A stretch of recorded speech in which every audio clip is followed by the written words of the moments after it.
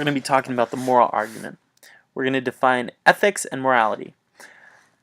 Ethics is a branch of philosophy that deals with questions about the nature and existence of moral values and duties. Morality deals with moral choices. The difference between values and duties are values are judgments about moral worth, and they are either good or bad. Not necessarily obligatory. It would be good if you became a doctor because you could help people, but you are not obligated to do so. Duties are moral prescription, rules, or things that are obligatory. They are right or wrong. Keyword ought. Moral objectivism, moral relativism,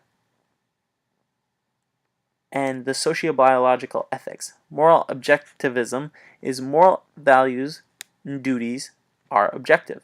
They are true independent of what people believe about them, such as what the Nazis did would be wrong even if they had one world too and killed off everybody that disagreed with them so that they were all thinking the same thing. It would still be wrong. Moral relativism is moral values and duties that are subjective. Opposite moral values and duties can be both true for different individuals or different cultures. It is true for you, but not for me. Sociobiological ethics. Sociobiology is a field of study that says social behavior can be understood in light of evolution, which selects 4 behavior patterns that have survival instinct. Sociobiological ethics, therefore, is moral values and duties that have been bred into our genes through evolution. Moral behavior patterns register in our conscious as being good because they have survival value, and immoral behavior register as bad because they're maladaptive. Natural selection is about survival, which involves cooperation, not just competition. The moral argument for God's existence goes like this. Premise 1 says that if God does not exist, objective moral values and duties do not exist. Premise 2 says that objective values and duties do exist in our world, and the conclusion, therefore, is that God does exist. We're going to defend premise 1 first. If God does not exist, objective and moral values and duties do not exist. Laws come from legislators. Prescriptions come from prescribers. They don't just come up willy-nilly. Duties need to be grounded in something objective, otherwise they would just be arbitrary. The root issue is that we need to justify the word ought. It's the key word. Ought implies a transcendent and objectively meaningful standard for values and duties. Ought implies moral law, or authoritative rules. Ought implies a source must be transcendent, which is to be over or above and above, to be meaningful. Without a transcendent source, all we have are arbitrary absolutes that are created by society. Francis Schaeffer once said, if there is no absolute by which to judge society, society is absolute. Ought implies can. Ought implies freedom of will. Ought requires that you could have done otherwise. If I shove you into another person, you are not responsible for hitting that person. If you can't judge a blind man for not seeing you, and nor can you judge a deaf man for not hearing you. C.S. Lewis once said, if good or better are terms deriving their sole meaning from ideology of people, then of course ideologies themselves cannot be better or worse than each other. Unless the measuring rod is independent of the things measured, we can do no measuring. For the same reason, it is useless to compare the moral ideas of an age with those of another. Progress and decadence are alike meaningless words. Premise 2 states that objective values and duties do exist. Hume's skeptical argument against objective morality. Ought statement cannot be derived from is statements, which is, you cannot come to conclusions about what is ought to be by analyzing what is true about the world. You cannot get to the ought from an is. Just as we have our sense experience that we cannot prove, we have a moral experience. You cannot come to conclusions about what ought to be by analyzing what is true about the world, such as murder hurts people, an is statement, therefore murder is wrong, an ought statement. The missing premise between those two is that hurting people is wrong. That's why it is wrong. Why can't you get the ought from the is? Murder hurts people, therefore murder is wrong. Missing premise, hurting people is wrong. Why is it wrong? The moment you say that one set of moral ideas can be better than another, you are, in fact, measuring them both by a standard, saying that one of them conforms to the standard more nearly than the other, but the standard that measures two things is something different from either. You are, in fact, comparing them both with some real morality, admitting that there is such a thing as a right, independence of what people think, and that some people's ideas get nearer to the real right than others. Or put it this way, if your morals idea can be truer, and those of the Nazis less true, there must be some real morality for them to be true about. Problems with moral relativism. Self-defeating. The suicide tactic shows that if someone disagrees with moral relativism, to be consistent, the moral relativists must affirm the moral stance of one who disagrees with relativism, thus refuting relativism. Relativists say all moral stances are true, relative to the individual or culture, and absolutists, my moral stance is what relativism is false for all people and cultures.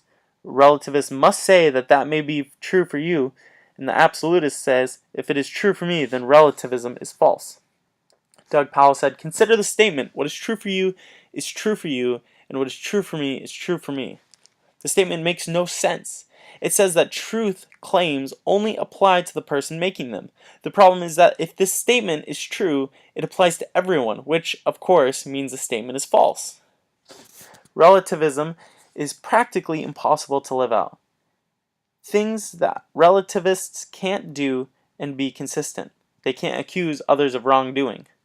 They can't complain about being mistreated. And they can't blame others or accept praise. They can't make charges of unfairness or injustice. They can't improve their morality. They can't hold meaningful moral discussions about what we should do. Think about politics. And they can't complain about the problem of evil. Relativism is inconsistent with our moral experience. Taking the roof-off tactic shows that Holocaust, racism, animal cruelty, discrimination of homosexuals, just your opinion? Those things are bad. Moral judgments are impossible to avoid. Impossible to live consistently without making moral judgments. You can't be concerned about tolerance because in saying someone is intolerant, you're making a moral judgment which implies an absolute moral standard. Moral progress is impossible with this, and moral reform is immoral. Better and worse are meaningless if there is not an absolute standard. Objection to premise 1 is sociobiological approach. Moral values and duties have been bred into our genes through evolution. Scientists prove the basis for objective morality. Ethics are based on utilitarianism and sociobiological evolution. The problem is ultimately not objective. Ethics could have evolved differently, arbitrarily places human survival as the ultimate value from which the rest of life and value flows. What about all the suffering we go through just to put people through? Maybe survival isn't worth it. Survival is not possible. We live in a dying universe, says the second law of thermodynamics. And what does it matter if you survive 10 years or 100 trillion years if you want to accomplish anything? No meaning in short-term value because long-term survival is impossible. It's a forgotten dream. Commit is ought fallacy. Doesn't follow. Certain behaviors lead to the flourishing of life is, therefore we ought to behave that way. Why are my moral instincts obligatory? Ought implies can. Problem. Free will is inconsistent with naturalism, and actions are determined by my brain. No moral accountability if humans are determined by their genes and environment to behave in a certain way. If moral laws are learned instinctively by evolution, why can we disobey them? Conflicting survival instincts, personal for survival versus survival of the group species. No reason to obey the moral law once your own interests are being jeopardized. Myers' embezzlement example. Can't prove any reason to regard humans as intrinsically valuable, mentally and physically disabled, have no utility and therefore no value. This is the survival of the fittest.